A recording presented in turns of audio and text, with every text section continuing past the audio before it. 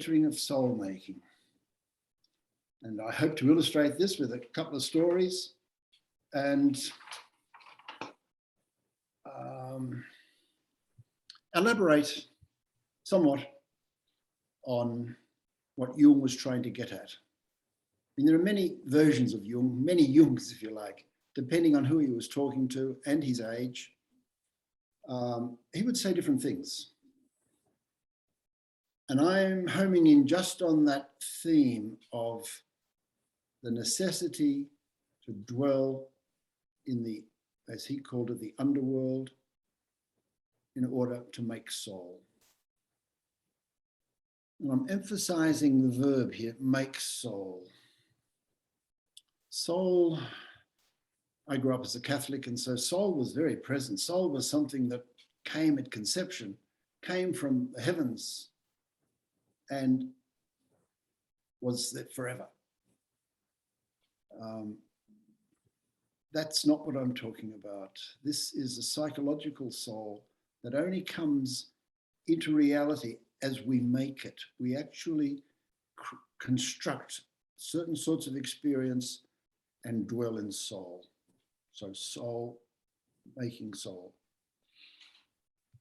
As Jean spelled out, I want to talk about how this is a relationship just like Jung called the horizontal and the vertical, a relationship. And he saw the symbolism of the Christian cross as being relevant there, where the two intersect. The relationship is such, we can call it the inner life and the outer life. It's such that if we look at the dream with our consciousness, the dream changes. The experience of the dream actually changes. As we dwell in the experience of the dream, something in our daily life changes. That's the nature of this relationship. Our society, our culture values just one side of this relationship, which is the outward one, the ego one. It wants us to be successful, achieving, praises the people who are celebrities, who are influencers, just loves that sort of in the sun experiences. So what I'm saying tonight, and what Jung was asserting all through his life, was try not to be seduced by that. It's accepted, but value the inner life. Value this mysterious life which operates along a different line of logic. And in this manner, the dreams take on a special resonance, a special meaning, a special aspect of influence. So my argument is, this is not about improving anything on the horizon, like becoming a better person, and anything that might have a whiff of the ego about it. I'm emphasizing that if we work with dreams in a soulful manner, we can enhance our experience. I've got some notes here. I'll refer to my notes every now and then and as it were, elaborate from them.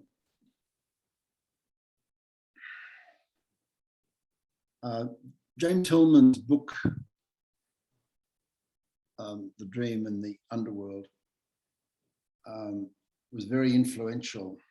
And it was a rereading of this book, influential in my professional life and personal life, and a recent rereading of this book that inspired me to take this topic up tonight.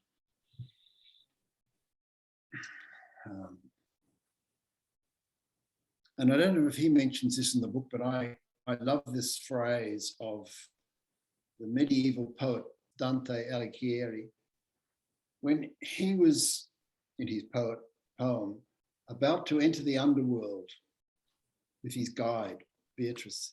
He written over the entrance to the underworld were the words, "Abandon all hope, ye who enter here." Abandon all hope.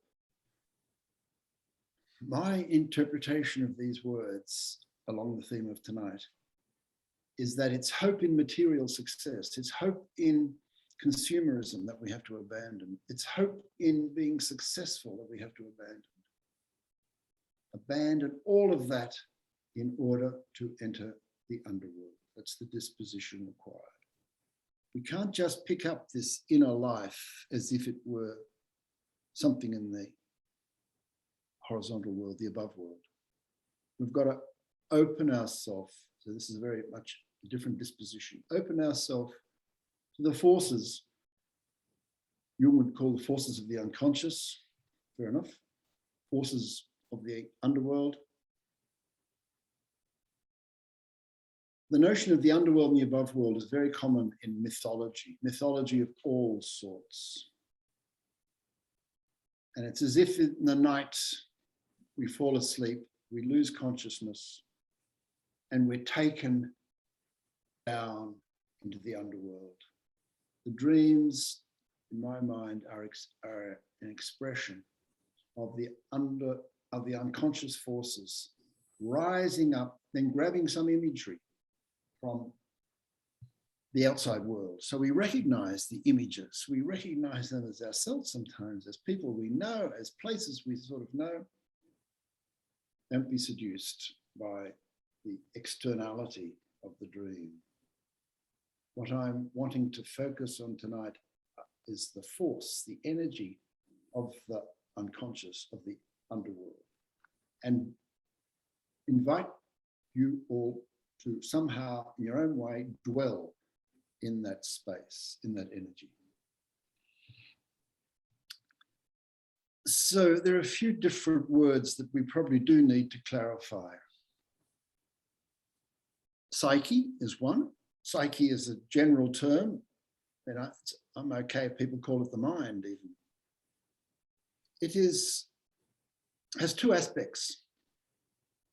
An ego aspect, which is when we concern ourselves with our identity and our place in the world. That's real ego. And that's an important aspect of our psyche, the ego aspect. In mythology, the image is of ascending the mountain where the air is pure, the sky is blue, and the clouds float across. And you get this lovely vision of space that's timeless. That's the ego. The image of the ego loves that clarity and that full vision, that sense or sensual quality. The soul aspect of the psyche is a different disposition. It's a disposition towards longing and belonging. It has a sense of mystery and imagination. And in mythology, the imagery is of a valley, a dark or clouded, misty valley. The air is moist. You can't see ahead. You can't see a path to follow. You can't see very much ahead. The dream has all the characteristics of soul making, and so, in a sense, belongs to the valley. The valley of tears, if you like. The valley where our ego is lost.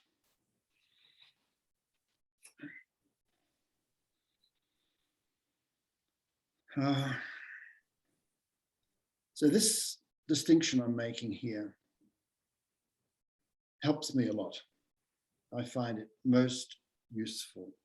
In mythic terms, I love the distinction, how we need to do both. We need to ascend the mountain, experience the beauty and the freshness, the clarity, and we need to dwell in the dark valley, moist, mysterious space. And the facility of the psyche is that we can do both, not all at once, but it's like two parallel processes or two parallel lives. And we call it the inner life and the outer life. To be good, to have a facility and being comfortable in both, working with all the elements of each one, and then having a relationship between the two, as I stressed at the start, perfect. That's the best we can do. And that's pretty good.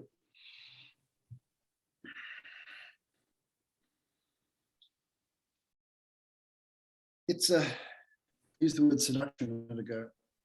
It's so easy for our ego to grab the center stage, to say, let's make sense of this. Let's see where this is leading us. What can we look into here that might be useful, helpful? All that ascending the mountain material. I think it is a seduction because the ego is so good at this and so persuasive and so rational. And so, yes, of course, why not make use of it in this way? But Jung continually says, and I'm repeating, nudge the ego aside as best you can in order for that other aspect of the psyche to have its space, its legitimacy. So with dreams now, we do not, and I'm going to repeat myself a bit just to emphasize it, but we don't turn to the dream in order to improve our sense of progress or our desired transformations. Rather, the dreams tell us about our troubling inner life, the darkness of the valley, our troubling inner life. What today we call our psychopathology,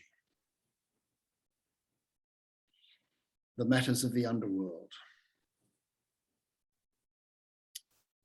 Our troubling psychological symptoms are akin to invitations to further experience soul making. And Jung was explicit on this. Our symptoms are things that annoy us most, our anxieties, our depressions, our intrusive thoughts, invitations to soul making. That's an extraordinary hypothesis. Because today we want to get rid of our symptoms. We hate being anxious. We hate being depressed. And we're told you don't have to be. You know, there's medication now. There's therapy now. You don't have to be depressed. This is an alternative approach where our psychological symptoms become invitations to dwell in the underworld in order for other things to happen, in order for the forces of the unconscious to reveal something quite different in order to bring back to the above world. So we don't ask, how can I use my dream? We reverse that. I'd love my dream to use me. I can then invite my soul in a manner of saying, what is my soul asking of me when I get these experiences of distress, a sense of abandonment, deep loneliness? What is my soul asking of me? We don't have to answer that because that would be the ego jumping in to give a ready-made answer. No, we open ourselves, open-ended question without a conscious answer. What is my soul asking of me? So we just remember those words of the poet Dante, abandon all hope, ye who enter here, all hope.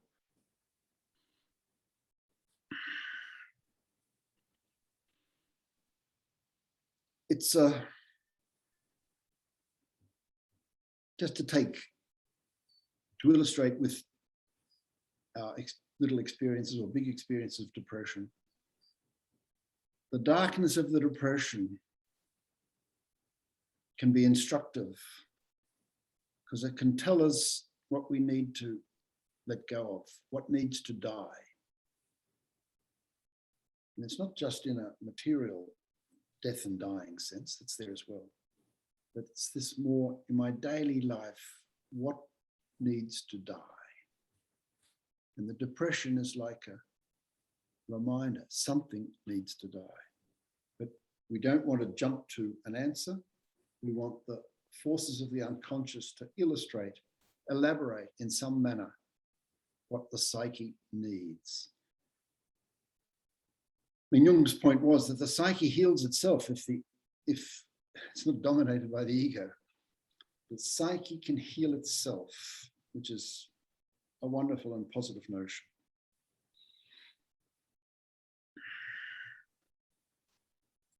So entering the underworld refers to a transition from the material to the psychological point of view. In every sense, it's a death to the material point of view.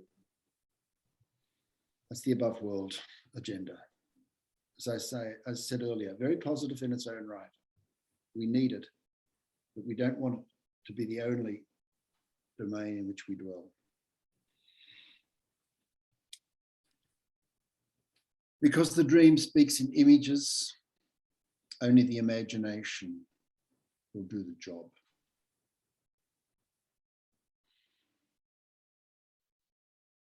It's a bit like needs like. The call of the dream is to the imagination and can only be answered by the imagination.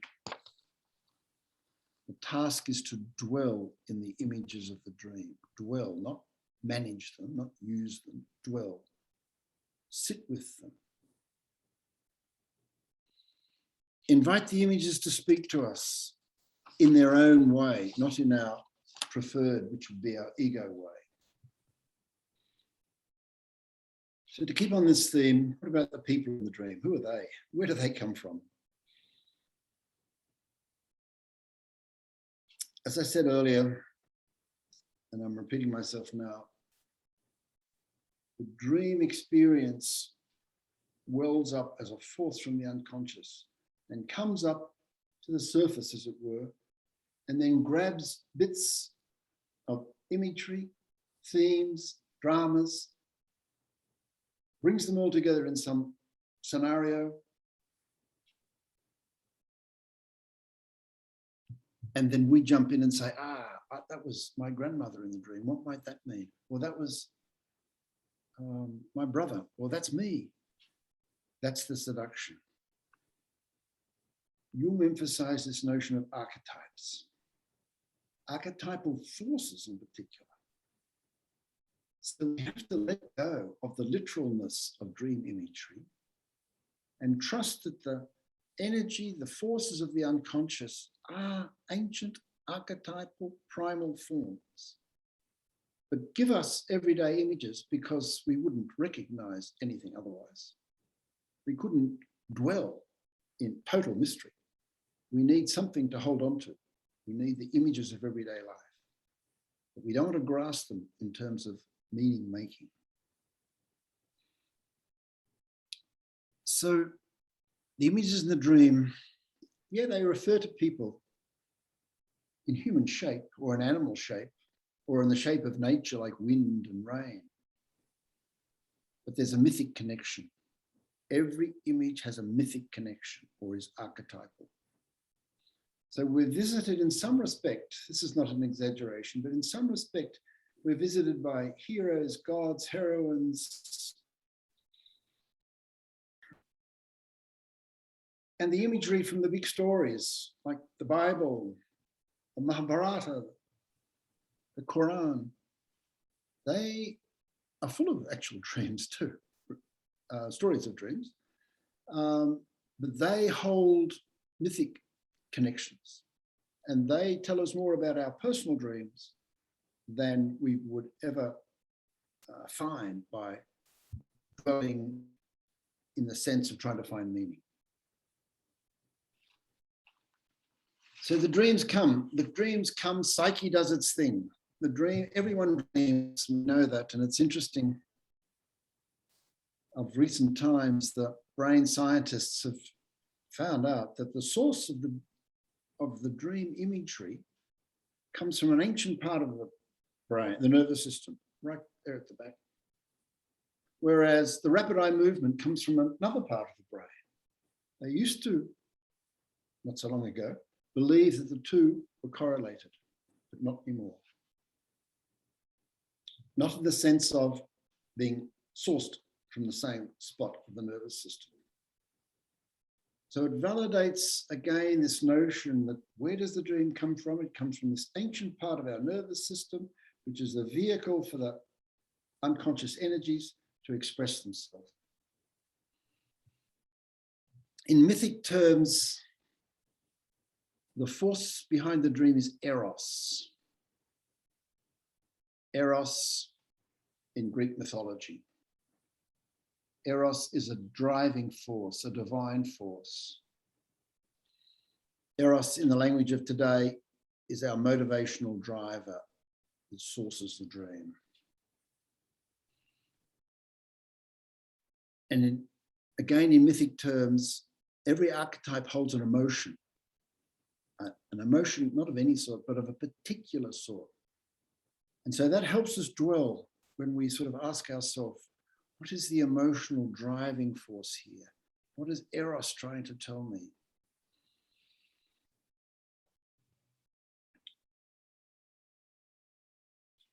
So my hunch is that the psyche determines what is the emotion, the emotional driver of any particular dream. It's not of our making, in other words. It's not because something happened yesterday that was triggering this dream experience. That might look to be that way. But my big assumption is no. The source of the dream is mythic, is the unconscious.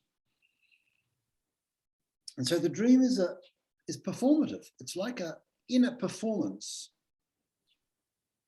where all the dynamic of the performance is of the unconscious. Now, there are a couple of barriers that we inevitably encounter when we try to work with the dreams in the manner I'm spelling out tonight. Both of them have to do with our culture, our society, how we're conditioned, how we've grown up the last few thousand years. So the first one is, both of these are habits of the mind. The first one is materialism. And if any of you, some of you are bound to have studied psychology in universities, materialism rules the day. What we observe, what we measure, what we evaluate, it's all of the horizontal. And the belief is that that's all that matters. That's materialism. That's all that matters. So the notion that the dream is just the nervous system taking out the waste matter, like we do the kitchen waste each week. No. But that is the mindset, one way or another, not as extreme as the garbage, but in a sense, it's not relevant. So one can study many years of psychology at a university and dreams are not mentioned, nor is the vertical dimension, nor is soul, nor are unconscious forces mentioned. So that's materialism. The opposite, of course, is maybe we can call it spiritualism, the spiritual dimension. And it always has something to do with death and dying. Not just, as I say, not just our physical, material death and dying, but shows us what steps we need to take to enter further into the unconscious, to journey more fully, more often into the underworld.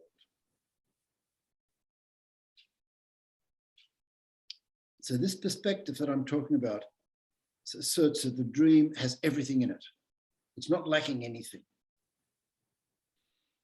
And that's not a bad attitude to adopt when we dwell in any dream that we might have had, recent or past. It has everything in it. It's like saying that the dream is homeopathic. Each dream contains all that it needs to do what it needs to do. It's a nice notion. It's a helpful notion. And it's the opposite to materialism. The second barrier in our culture is the actual denial of death. And this denial asserts that there's no need to enter the underworld. We can dwell on the horizontal plane. We can manage our happiness. We can do a course on management of happiness. That's all we need. And a lot of the big religions have not been helpful here. In the early Christian one in particular, the church fathers, it's a strong statement from the early church fathers. Christ descended into hell, the underworld, that we ourselves might not have to descend thither. So this is not an argument against the deep mythology in the Christian teachings, but it is an argument against this denial that we have to go into the underworld. That our eyes should be looking to the future, hoping in the next world. No. In psychological terms, we need to abandon all hope and enter the underworld. But remember, the hope is of that quality of, I want something better to be happening in my life. Better being in the material sense. I mean, if we're going to hope for anything, in my mind, it's for the courage to face daily reality just as we find it. To draw up the courage again from the ground up into our body, and to be able to do that on a daily basis, pretty good. So a couple of quotes from Jung, just to, if you like, emphasize again my particular stance. So here's Jung. He says, the dream is its own interpretation. And sometimes the most we can do is to dream the dream onwards, or dream the myth onwards. See, that implies that there's something bigger than just the one experience of the dream, that there are these flow of forces coming up through the unconscious, delivering this dream experience. The dream, Jung's words, is its own interpretation. The dream, all we can do is dream the dream onwards. Let it do its thing, in other words. And here we go. James Hillman, a quote. We must reverse our usual procedure of translating the dream into ego language and instead translate ego into dream language. That's the challenge.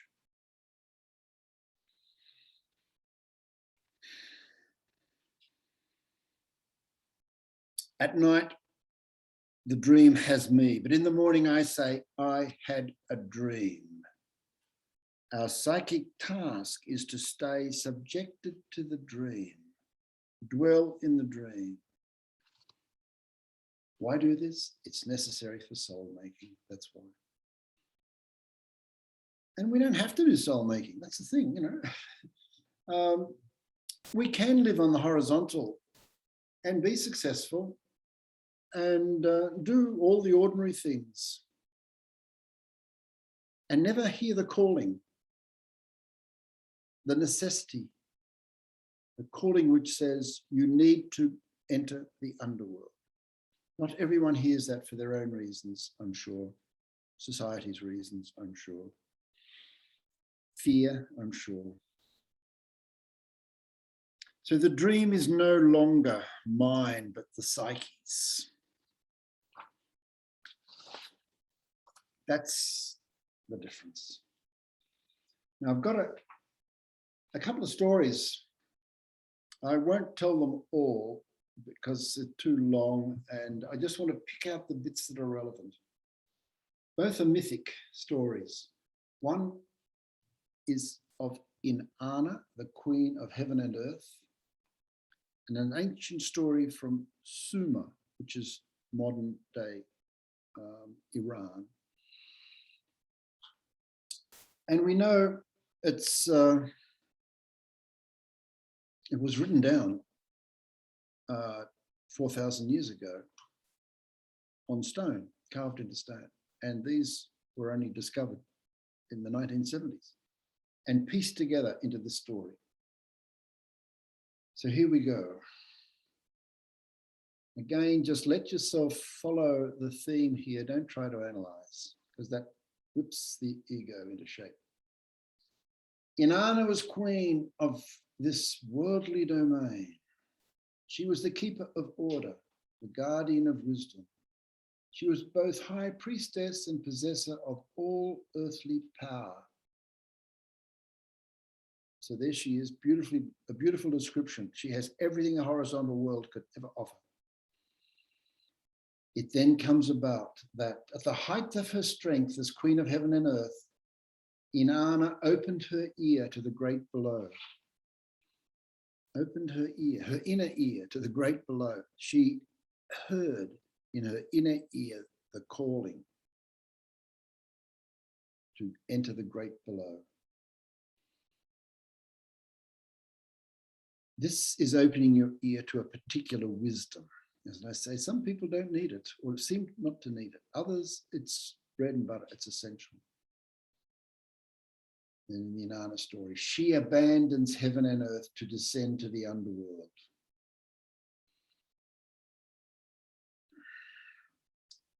She abandons heaven and earth. Abandons. Remember, that was Dante's word, abandon all hope. She abandons heaven and earth in order to descend to the underworld. So at a certain moment in her life, she finds that she has to abandon her accustomed position, her position of strength, and descend to the unknown, to the underworld. Inanna begins her journey in possession of all the symbols of her high status. And I'll just whip through those. She carries with her the wisdom of the ages. That'd be nice. She wears the crown of authority. Around her neck, she wears small lapis beads. Her body is wrapped with the royal robe.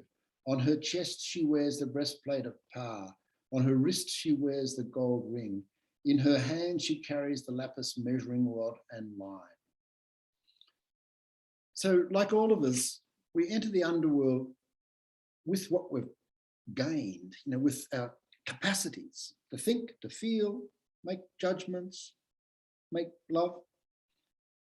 They're all named there. So she begins her journey in possession of all of those. But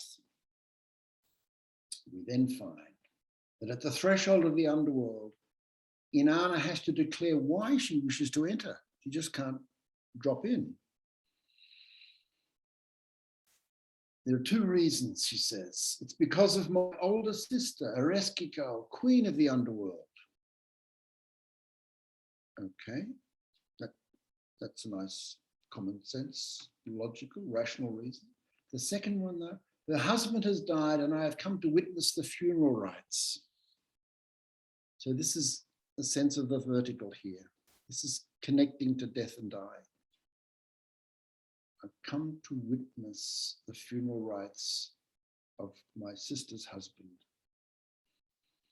So once given permission to enter the 7 gates of the underworld, each one is unbolted, one by one.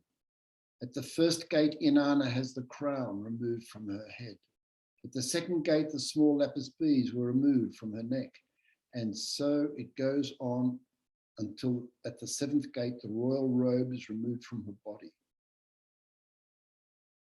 Ereshkigal, queen of the underworld, leaves her with nothing. In fact, less than nothing. In the words of the great poem, Inanna was turned into a corpse, a piece of rotting meat, and was hung from a hook on the wall. Very descriptive of letting go, everything.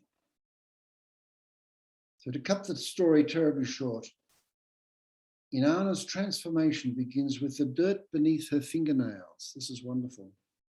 It's not some inspiring thought. It's actually the dirt beneath her fingernails.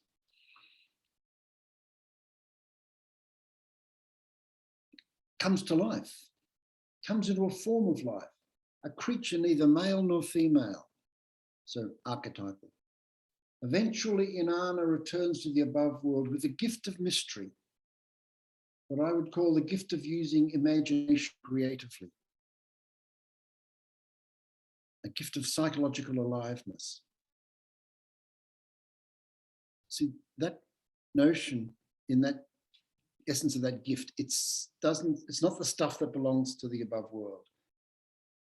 It's a gift of mystery, of using the imagination creatively, of aliveness.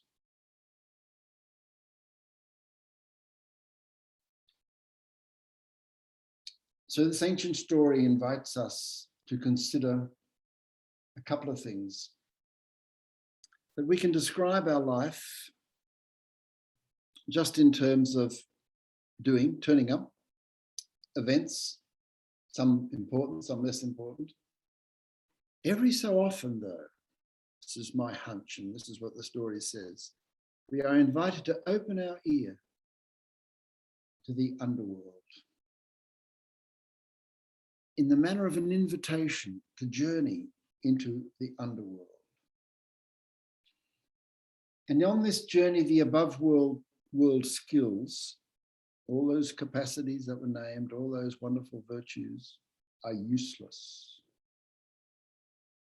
Here one is stripped of the above world knowledge. And here Inanna and we, if we do this journey, are hung like a piece of rotting meat from a hook on the wall. So this journey, this inner personal engagement is there, but is very demanding. And as it needs to be, very demanding.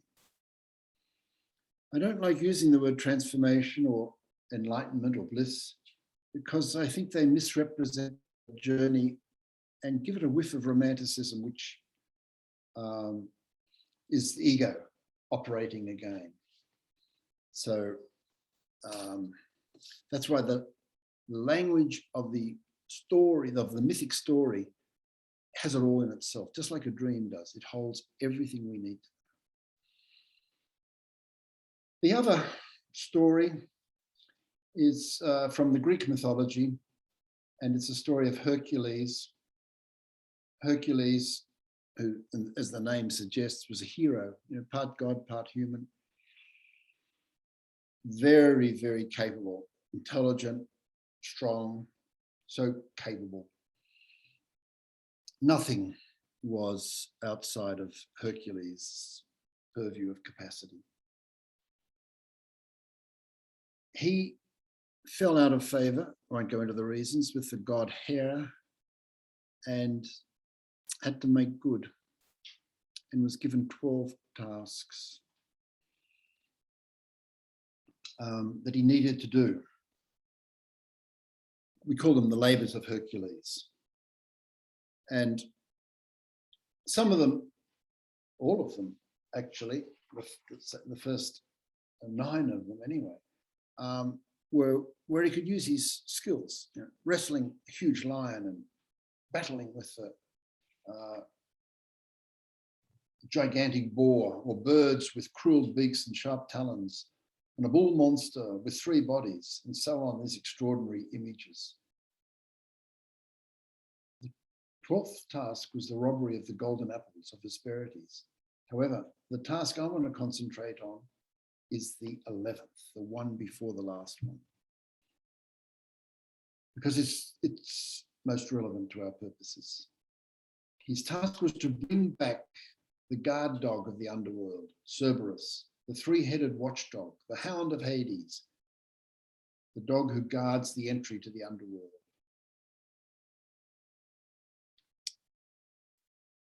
in this task, which makes it so different from the other tasks, he could use none of his above world skills. Of course, he went down there and tried them all out. He had his bow and arrow and his sword.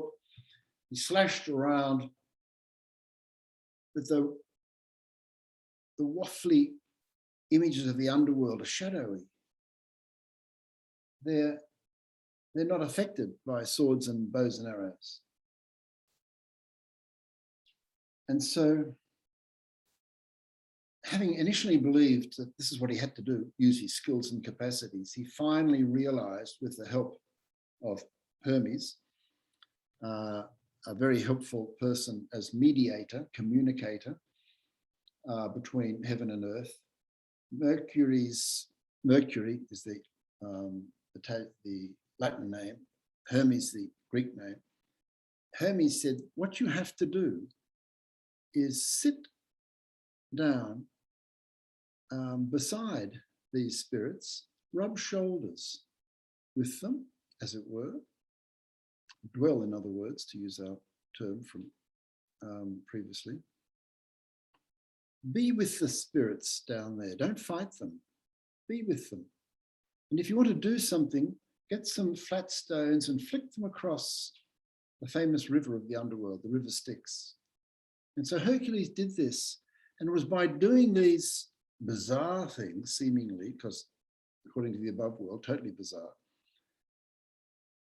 he learnt what he needed to do and how he needed to do it, which was to bring Cerberus on a leash back to the above world as his final task. So you can see the same theme here as in the Inanna story. You can't use your skills, which we all trust so readily, skills of the above world, when we desire to go into the inner world, the underworld.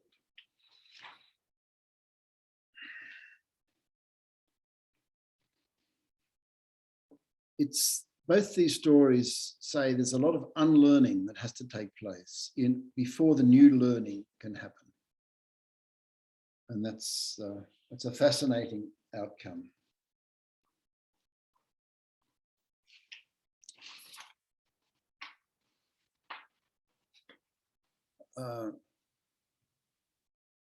I'm close to finishing here my theme, and I'm looking for what I can't find, which is a nice little poem. But there we go. If I can't find it, I can't find it.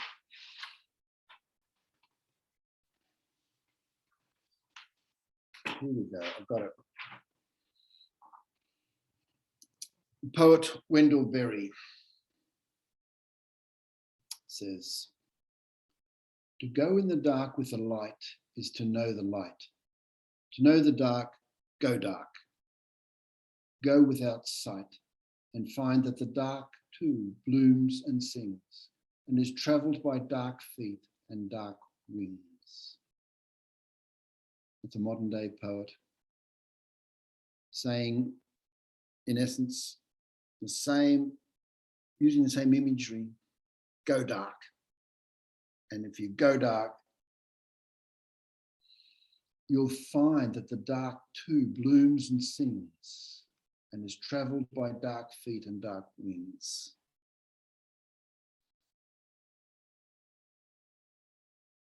We have lost the ability to go dark. In other times, in other cultures, families would sit around in the morning and talk their dreams. And my understanding of how that worked was that it facilitated the subtle flows between the inner and the outer, the unconscious and the conscious. Not like we have, which is black and white, day and night. Very little osmosis between the two. So I'll leave it there and trust that you have some questions to ask. Okay.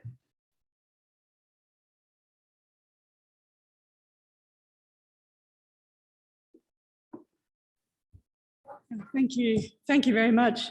David. It's really great to hear from you. And to the dreaming is always an amazing topic that we've explored. We've had Dorothea Yes. running a dream workshop for 6 weeks. Oh, So wow. a lot of, Good. That would have been fabulous. explored this topic really well, but it's great to have you going into great depth about it, about the dreaming. I think everyone would be happy to go home tonight in the cold weather, cold Canberra's weather, and do some dreaming. Dreaming about warm weather tomorrow. Okay. So we're going to have, do you want to do questions straight away? Yeah, why not? As you said, Okay. people want to get home. So we got something special happening here. I believe it's been your birthday, David. Of recent times, yes. Been your 80th birthday. Yes, indeed. Wow, that's pretty amazing. Yeah, do you want to come in? Talking? Oh. It's David's and I don't know if you can see us, David. Who is that? you see us? No, I can't. Yeah, we have 2 birthdays. David and Richard. Richard's having a birthday today, in another couple of days Good. as well. Yeah. Can you hear me, David? I can hear you. I can't see you though. Okay, well. Yeah, I can hear you. To see us. But, Can't see us. maybe press start. Okay. Just maybe walk around there. Can you see us now? No, I can't. Yeah. We know it's been a special birthday for Richard and David recently, and we wanted to share their birthday and to let both David and Richard know how grateful we are that they're part of our community here, and just to give you both a lot of love and thank you for what you shared with us. I can see you now. That's good. Yeah. So, David, you don't get a piece of this cake, I'm sorry. We will A virtual piece. We will enjoy it for you. Beautiful. We're going to sing happy birthday. Everybody, 1, 2, 3. Happy birthday to you. Happy birthday to you.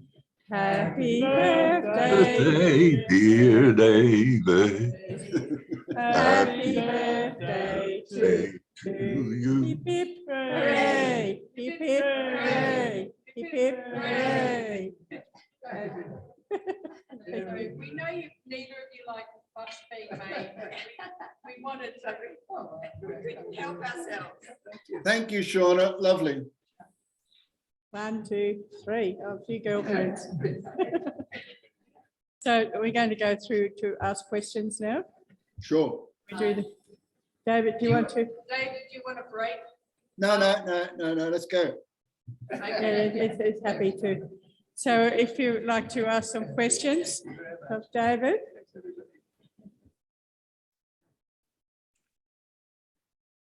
So if people like to ask questions, you're very welcome to do that We'll make a comment.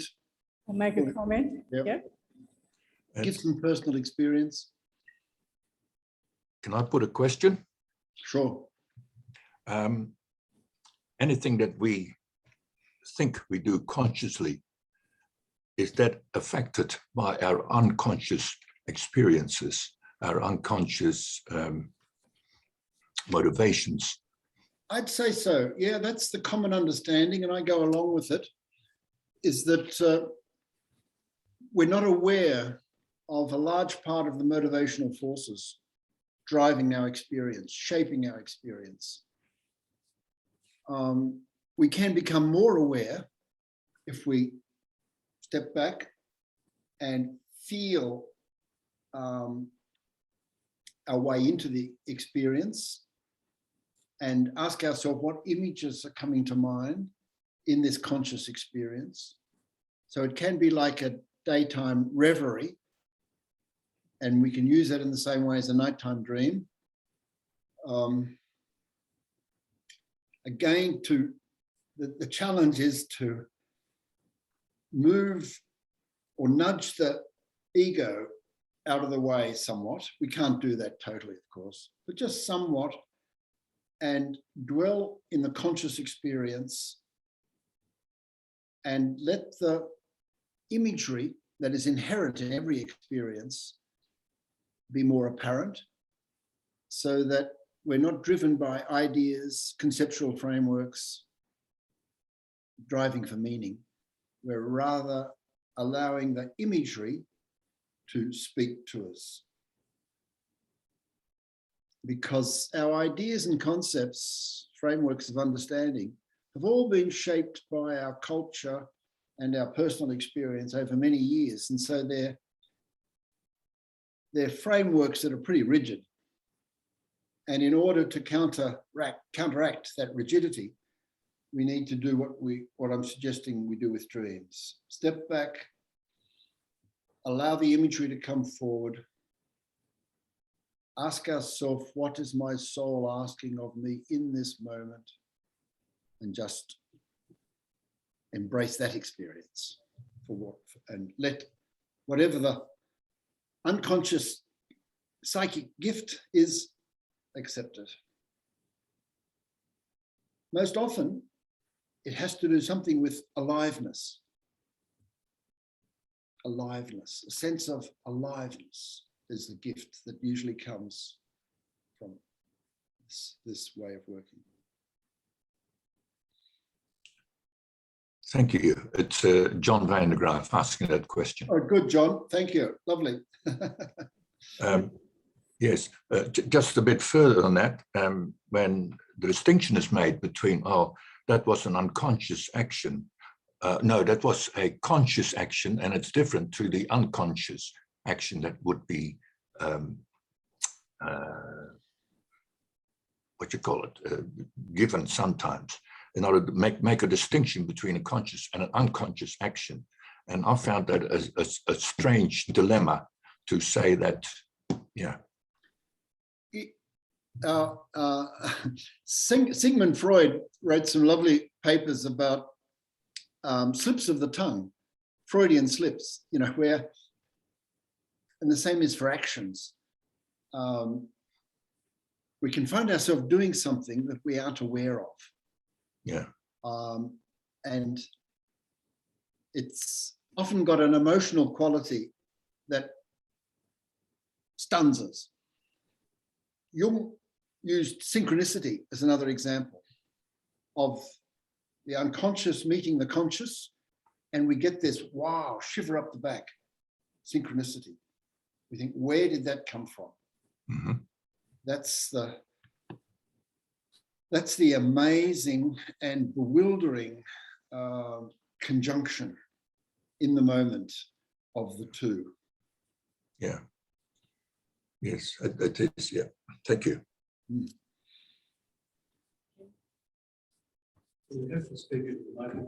Yes, it's the best. Will they come? Oh, we can bring it round. We've got another question for you, David. Who was coming up. Actually, that might go down to the Zoom, so he's allowed us. Oh, okay, yeah, but you can hear me, yeah? Yep. You can hear me, David? I can hear you and see Good. you. Thank you very much, David, for your presentation tonight. I couldn't help but see a parallel. I'm not very well versed in Jung, but I was always fascinated by Jung. But what I found tonight as I was listening to you was an enormous parallel between Etty Hillesum, who died in the death camps at 29, and in her diaries writes about the inner world and the outer world. Perfect, yeah. And I'm just going to make this statement briefly and then over to you, but just to try and summarize it briefly, one of the last actions that she performed was to throw a card out of the train going to Auschwitz, in which she said, "We left the camp singing." So there was an extraordinary capacity that she built in herself. She was a depressive and overcame her depression. Now, I'm not sure whether her counselor was a Jungian but she certainly had a counselor. But she talked about the inner world and the outer world, and she got it to the point where she realized that you have to go into yourself and make sure that you've handled, your internal problems, because if you don't, then the whole edifice kind of shakes. But you also have to make connections with the outer world. And at some point, she talked about the idea of almost taking on into herself the battlefields of Europe. Mhm. In other words, she was tapping into the collective Yes. subconscious.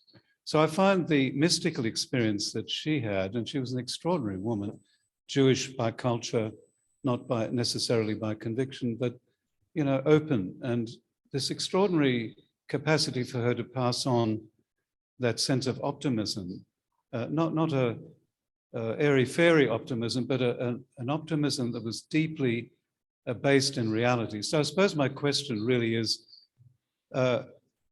she was conscious, and yet she was also prepared to go inside herself, but the two were working together. Working together. Does that kind of tie in, or if you like, Yes. align with the Jungian concept? Yes, beautiful, perfectly. I think, see, there's nothing really unique about Jung. Jung just expresses in his own personal way a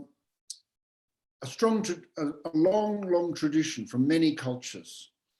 And the Jewish culture has a strong tradition of mysticism,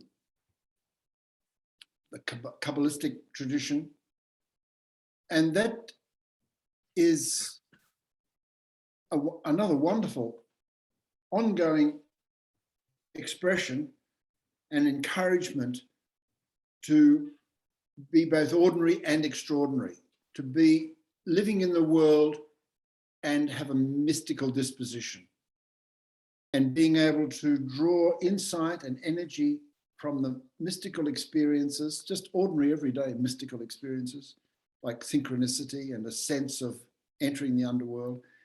And as you beautifully illustrated yourself there, use them practically in the above world. Yep.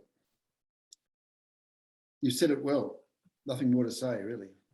Sorry, and I was impolite not to say my name. My name is Nikolai Blasko, and thank you so much. Good.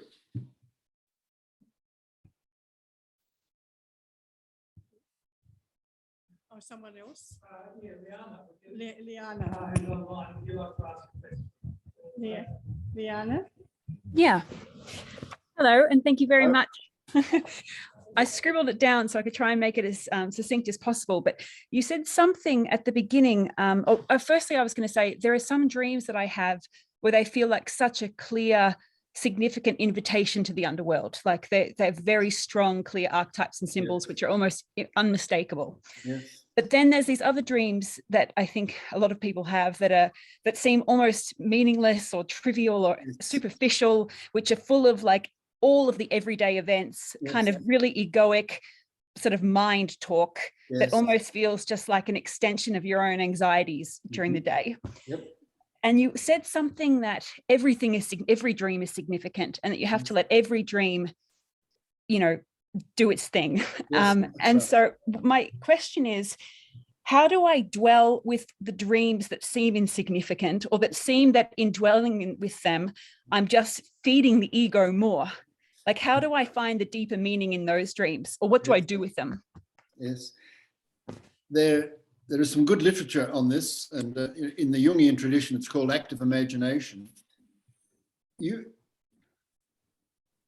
look at the dream that you might have, might be in your face, as you said, all this everyday stuff, everyday dramas.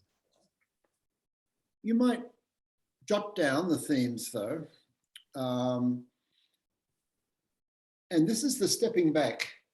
You ask yourself, which aspect of this dream has the most energy, has the quality of aliveness about it?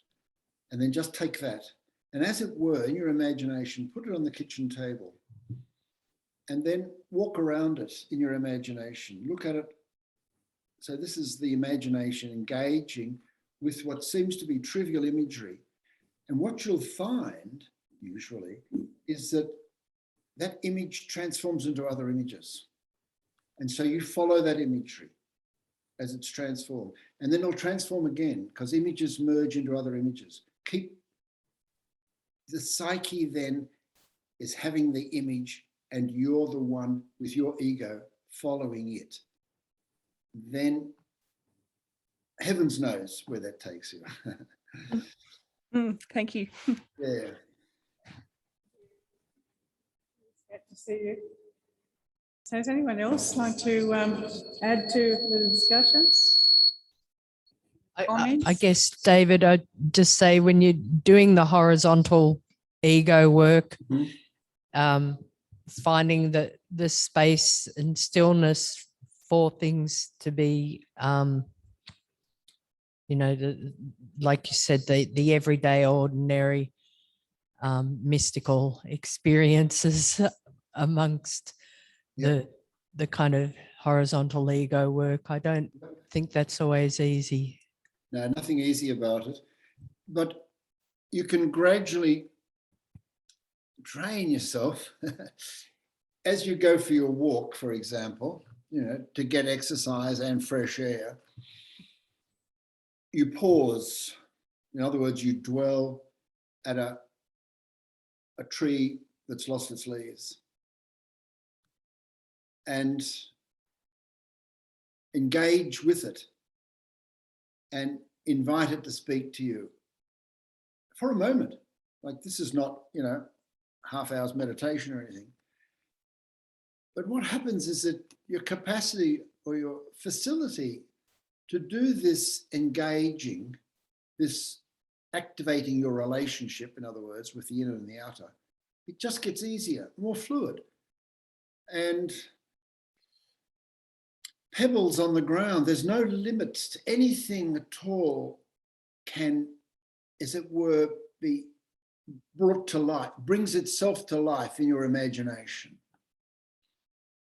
And Jung referred to his work sometimes as the psychology of the imagination, not of concepts and understanding. And he was good at that too. But the guts or the main thrust of his work, what makes him different and why we still like him, I reckon, is that he wanted us to realize that gaining this greater facility of allowing the imagination to show us what is, mystery, if you like. This is the gift that Inanna brought back to the above world, mystery. That there's some quality of aliveness in the ordinary that makes it extraordinary in a second. So it's not an abiding sense. The soul making is a verb, as I said right at the start. It's not like we carry it around as some special entity and treat it with great respect. No, it comes into life. We make soul by this active engagement, active imagination. And the benefit is greater psychological aliveness, where we, as I said, quoting Martin Buber, the people close to you just aren't a you, an other. They are a thou or a capital O other. They have a sense of beyond just the material. And so our disposition towards them changes. We sort of have this honor, respect, the same as we would towards the tree if we allow ourselves. Honor, respect. They're not horizontal virtues. And we long for more of this as the facility grows, if you like.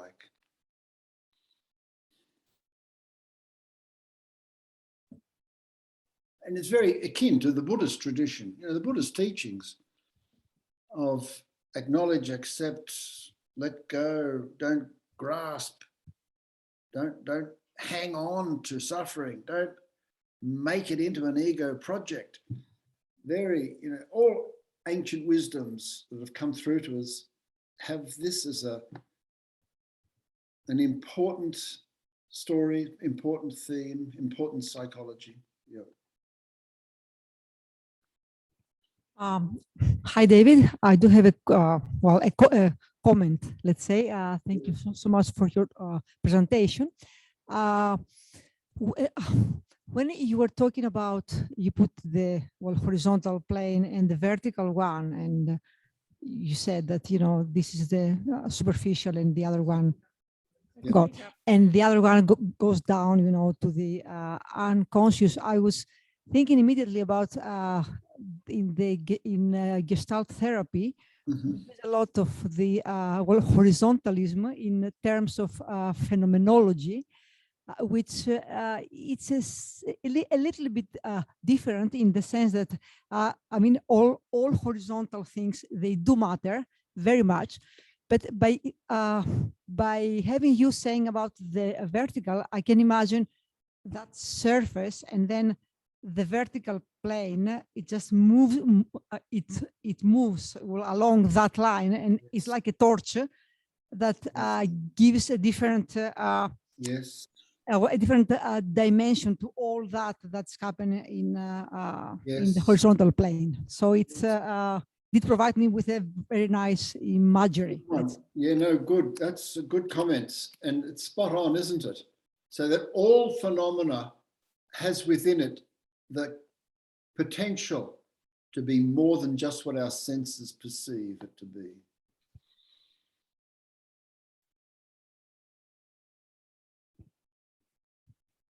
We can invite it to speak again. That sounds like a crude invitation, but it's not literal speaking, but a sense of engagement. And in doing that, automatically we let go of some of our grasping onto what we've judged to be essential, like accomplishment, success, material worth.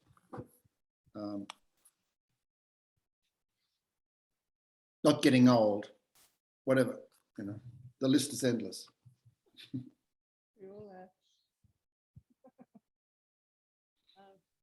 Rosa, was it? Wanted to ask a question?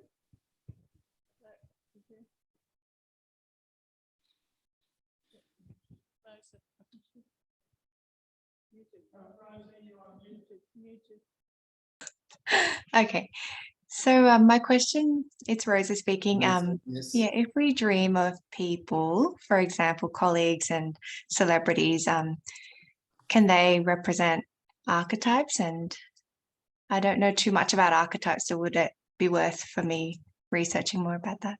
Well, I wouldn't research. I'd experience the dream. Use your dream as your laboratory. Your relationship, your conscious relationship to your dream is the best laboratory there is to learn in about dreaming. And so if you dream of a celebrity, for example,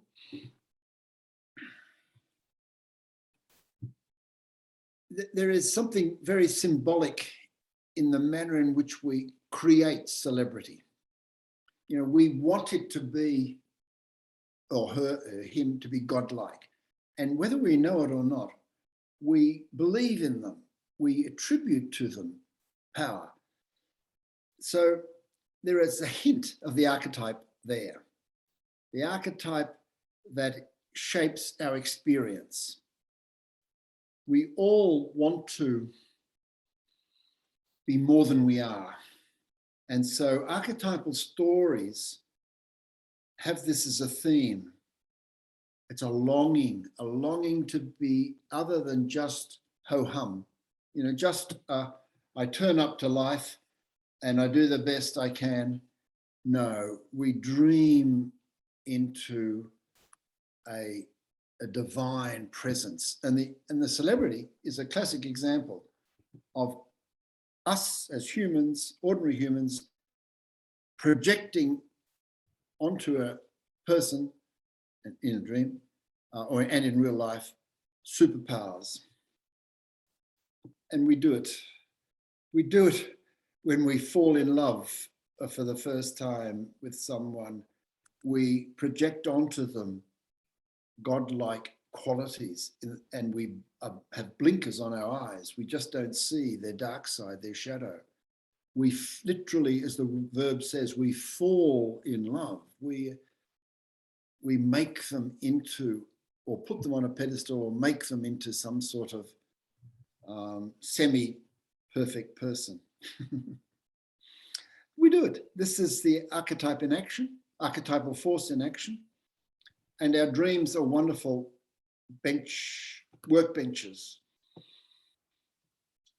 to identify where our emotional energy, those unconscious forces, where they're acting and where they're leading us.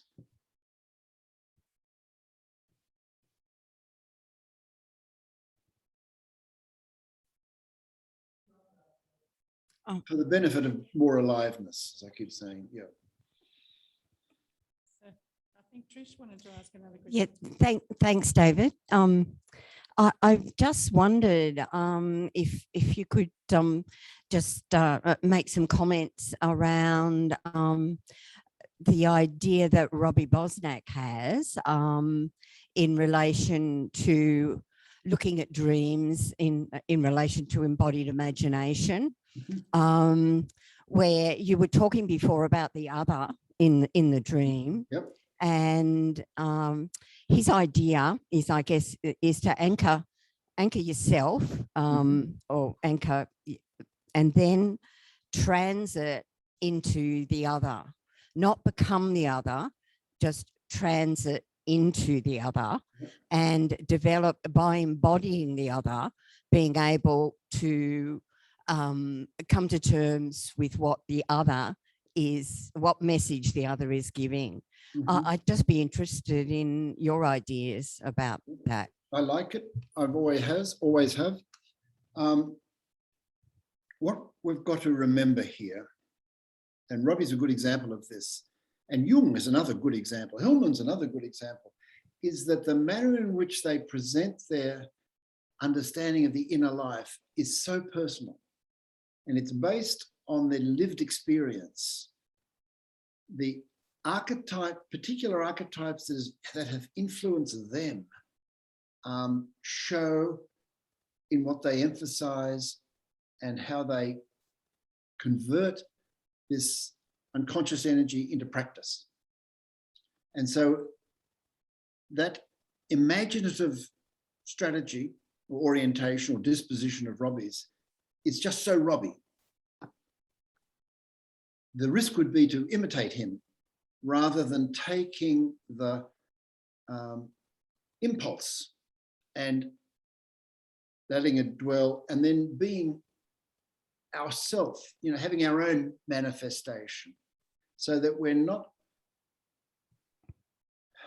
as Jung said, no one else can be a Jungian. I'm Jung. No one else can be a Jungian.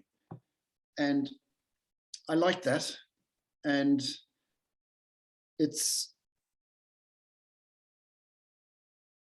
people like Robbie help me think, and they help me come into myself and ask myself, what is it I need to do when I'm working with people and myself, and how do I need to manifest that as an expression of who I am in the world, and what forces are at work in me. So this is not a criticism of Robbie in any way. It's actually a praise that he has done this so well, and he's able to communicate it so well. Thank you. Is there anyone else to ask a question?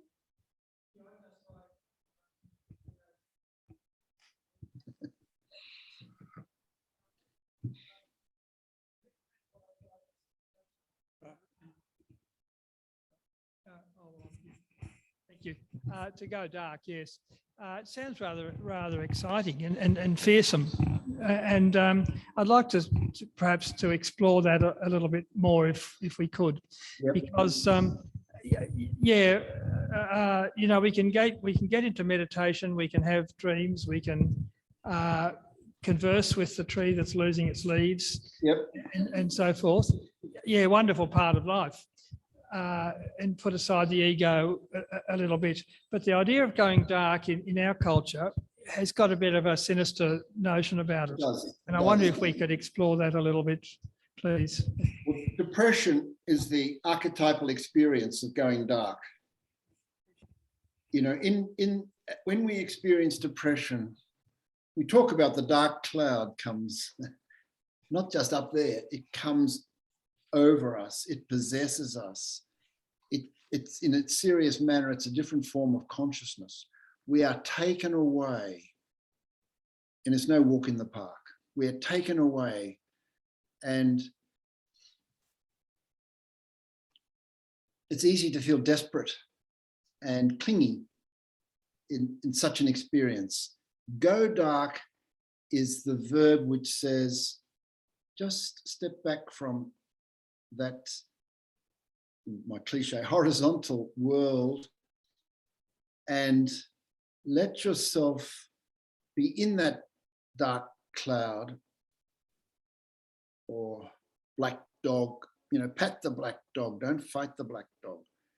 And as the poem said, a different form of movement and language and imagery comes forth, which if we fight, say, depression, if we hate the dark and try and avoid it at all cost and try and medicate our way out of it as soon as possible, or jog our way out of it or whatever, then there's no going dark, it's just dark. And there's no invitation to the language, the imagery, and the song. You know, the poem talks about the song. You have another sort of song. One can dance and song with dark forces. So the spooky, if you like, is when we want to fight the depression, fight the darkness. The depth psychological invitation is to believe deeply that there's something important at work here, that psyche will heal itself, my inner life will teach me what I need to learn if I open myself to it, which seems like a passive thing, but it's not. You know, when we open our chest to love, open our mind to the unknown, something else happens. It's a different rhythm, a different rhyme comes into play. You don't get more of the same, in other words. There's not, you know, this sort of understanding about depression means you don't come back to where you were. You don't get cured, as it were, and it's gone. The dark cloud has moved on. No, there's a whole unlearning, new learning taking place here. That sounds pretty idealistic, but there's a truth in it as well, a psychological truth in it as well, which is very countercultural given our cultural privileging of treatment and normalization, how we should be, you know, to feel right, how we don't have to feel depressed. You don't have to feel slow of mind. You don't have to feel vague or, you know, in a fog. You can microdose yourself, you know. We have all sorts of ways of not being present to the experience.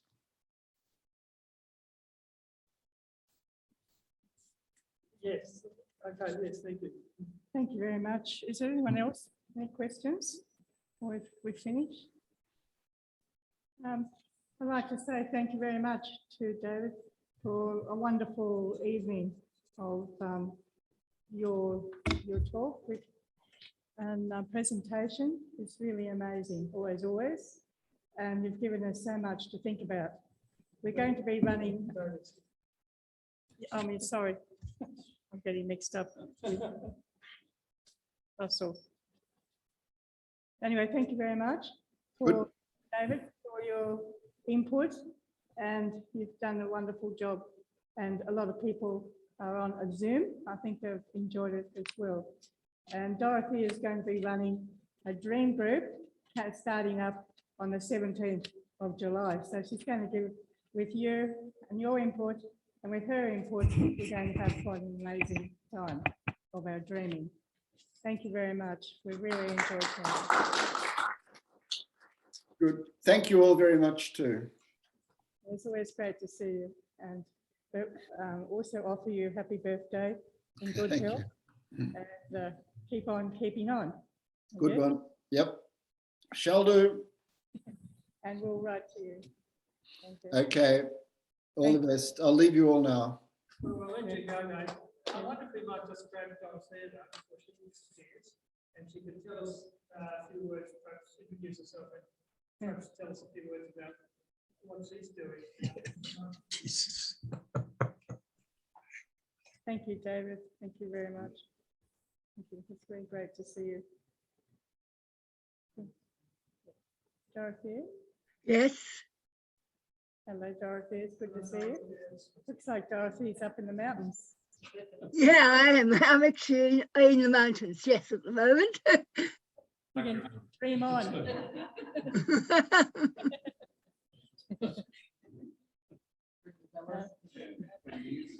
So I can also talk about what we're going to do next month. I'm going to talk about a concept which is very central to the Jungian theory, which is this self. And David's already alluded to, spoke a lot about it actually in a way, because we're talking about these, which Jung describes it, the self is the center as well as the circumference, which is an impossibility. How can you be something inside and also the one that covers it on the outside? So this is in itself a paradox, the way he describes it. And so I thought we'd talk about that concept of, which David calls as horizontal and vertical. How can you integrate working with the ego and the self, and where is the self coming from, and how has Jung come up with this concept of the self? And then we'll invite you to do some drawings of mandalas and maybe share some of your own self journey in a small group. So I think it'd be a very interesting evening. That'd be great. And also Dorothy's starting up a dream group on the 17th of July at 2 p.m. On Sunday. We're starting this Sunday afternoon because of the cold weather. Don't like to go out at night. And Dorothy's going to run that for 6 weeks. And you're very welcome to come along to that. It's a lot of fun. We have some of the people have come to the group here. We have a lot of fun with that. So if you're up for more dreaming and exploring the dreams, you're very welcome to come along. There'll be more information coming your way about that. And also, we're actually working the way that David describes. Yeah. We're not using the ego to interpret. We're actually immersing ourselves in the experience of the dream. So, and the whole group enters the dream, rather than us talking about the dream and saying this is what that means or this is what that means. It's a full-bodied experience of being part of the dream and making something of that. And it is quite amazing. I've been on quite a few of the courses with Dorothy over the years, and it really is an amazing way to experience dreams, dreaming, other people dreaming, and also your own dreams. So thank you very much, Dorothea. Always wonderful to hear from you. Yes. And so as Dorothea said, she's explained that to us.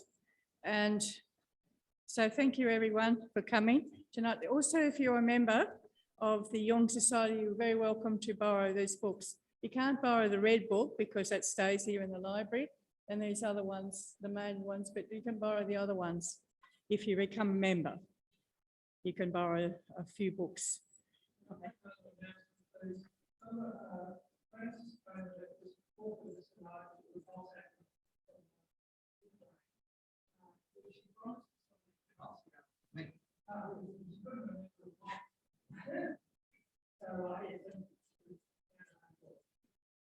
Okay, thank you very much for coming along online. For those people, it's very special. And for everyone here, I know it's hard to come out in winter in Canberra. Everyone likes to hibernate in winter. And you find that the streets become quieter here in weekends. And everything comes quieter, hatched down because we don't like going out in winter. But so it's great for you people to come out and help us to enjoy Richard's 80th. And we have supper here before you run off, and you have a cup of tea inside. And we would like to celebrate with you on that. And we actually, Robert and I have something special we're doing and we'd like to share with you. We're actually on Wednesday, Thursday, Friday, we're flying to Melbourne. We have a very good friend called Ted Holmes, who died on Saturday, last Saturday. He was 100 years old.